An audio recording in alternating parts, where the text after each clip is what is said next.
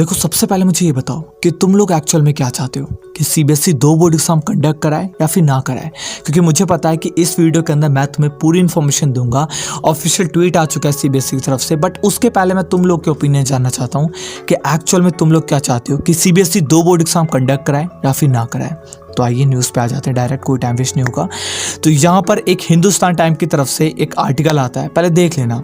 इसमें लिखा है cannot conduct board exam twice a year CBSE, यानी कि आपके जो बोर्ड एग्जाम है 2 बार कंडक्ट कराने वाले, वो इस साल आपके कंडक्ट नहीं कराए जाएंगे, 2025 के अंदर कंडक्ट नहीं कराए जाएंगे। अब आप में से काफ़ी बच्चे कहेंगे ये तो हमें पता है, इसमें कौन सी बड़ी बात बता दी। बट अब आएगी मेन चीज़। यहाँ पर सीबीएसई ने ट्वीट करके क्या कहा है, इसी न्यूज़ रेफरेंस को दिखाते हुए, this is an reference to the news article covered in Hindustan Time daily edition dated 36/2024 title can not conduct board exam twice a year. इन भैया ने लिखा था, फरिया इख्तार जो भी हैं। A few other news media have also covered similar news today.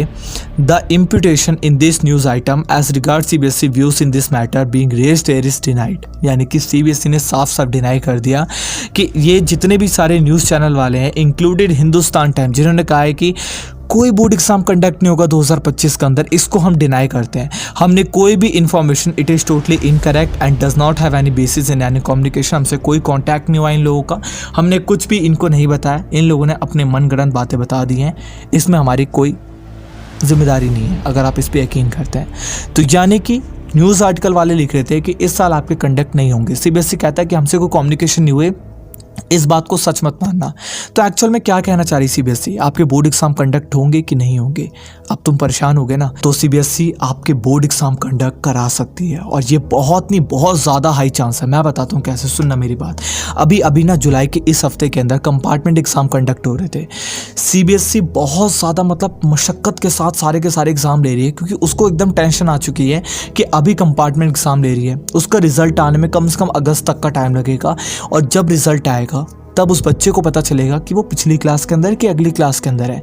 कोई बच्चा 11th की पढ़ाई करना स्टार्ट कर दिया, बेशक उसकी कंपार्टमेंट आई थी, जब उसका कंपार्टमेंट का रिजल्ट आया वो फेल हो गया, तो वो 10th में रह गया, तो 11th पढ़ने का फ़ायदा क्या। और मान लो अगर वो 11th की पढ़ाई ना करके वो एकदम खाली बैठा था, अपने सिर्फ कंपार्टमेंट पे ध्यान दे रहा है, तो भी जो बच्चे उसके साथ के हैं वो कितना आगे निकल जाएंगे सिलेबस में। तो सीबीएसई इस चीज़ को लेकर के एक्चुअल में परेशान हो चुकी है, और इस चक्कर में वो आपके बोर्ड एग्जाम को कंडक्ट करा सकती है। मैं नहीं कह रहा कि अभी हाँ कर दिया है, लेकिन ट्वीट करके उसने बताया। और दूसरी इंपॉर्टेंट बात बताऊँ, अब सुन करके तुम हिल जाओगे जो बच्चे यहाँ तक हैं। 2 बोर्ड एग्जाम जब कंडक्ट होंगे ना, तो पहला बोर्ड एग्जाम जो कंडक्ट होगा, इसमें पास कैसे किया जाएगा।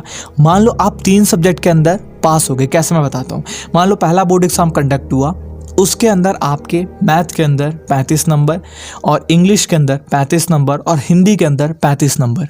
तो पहले बोर्ड एग्ज़ाम का जब रिज़ल्ट आएगा ना, आपका जनवरी के करीब आ जाता है, मतलब पहले बोर्ड एग्ज़ाम का जो 2 बोर्ड एग्ज़ाम कंडक्ट होंगे, तो जनवरी में जब तुम्हें रिज़ल्ट दिखेगा ना, तुम जान जाओगे कि मैं 3 सब्जेक्ट में पूरी तरीके से पास हूँ।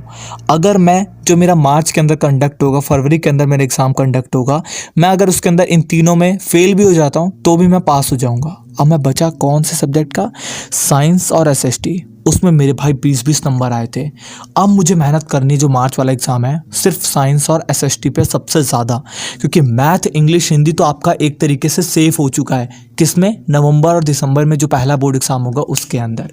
इस तरीके से आप फरवरी मार्च के अंदर सिर्फ 2 पे अगर मेहनत कर लोगे, एसएसटी और साइंस पे, जिसमें आप फेल थे फर्स्ट बोर्ड एग्ज़ाम में, तो आप 5 मिला करके पास हो जाओगे। तो जिसके अंदर आपके सबसे ज़्यादा मार्क्स आ रहे होंगे ना, उसको इंक्लूड किया जाएगा, और इससे कंपार्टमेंट के चांस बहुत बच जाएंगे। क्योंकि बच्चा ऐसा नहीं है, पहले बोर्ड एग्जाम में किसी ना किसी में पास होगा तो उसकी वो टेंशन छोड़ भी सकता है कि इसमें पास हो, इसकी टेंशन नहीं लेनी। लेकिन अब इनकी टेंशन लेनी है जिसके अंदर फेल हो, क्योंकि अब इसके अंदर लास्ट चांस है। तो ये सबसे ज़्यादा फ़ायदा होता है। तो यहाँ पे इस वीडियो को एंड करते हैं। धन्यवाद आप सभी का, आप यहाँ तक आए, और प्लीज़ चैनल को सब्सक्राइब करके बेल